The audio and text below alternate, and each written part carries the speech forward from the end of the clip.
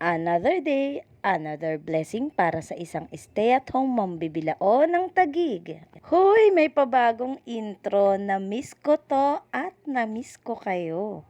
At dahil feeling vloggerist ako, isi-share ko sa inyo kung bakit medyo naglaylo ako dito sa social media. Pero bago ang lahat, gusto ko munang i-share sa inyo itong stainless steel na chopping board. Kung yung kahoy na chopping board pa rin ang gamit mo, sinasabi ko sa iyo, mas okay to kasi iwas mold. And kung plastic chopping board naman, ito yung magandang news para sa iyo kasi wala nang sasama na plastic particles kapag magluluto ka. Kung gusto mo ng ganito, merong link dito sa ilalim ng video na to, pwede mong i-click at umorder ka na. So, eto na nga. Huy, grabe naman sa pagiging tsismosa ang datingan ng mambibilaon na to. Yung buhay namin parang roller coaster. Ngayong week na to, malungkot kami. Tapos next week, kailangan naming magsaya.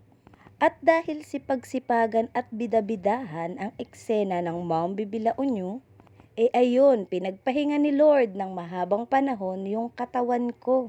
Grabe yung drastic ng pagbaba ng weight ko. Kitang-kita talaga na numipis na ang katawan na ito.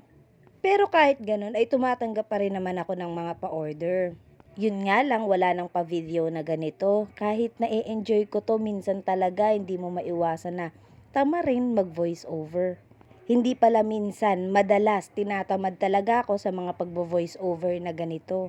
Kaya nga feeling ko hindi talaga para sa akin to pero nanghihinayang naman ako. Una, promotion na rin ng mga product namin. Pangalawa, sayang din yung ipapasahod ni Meta.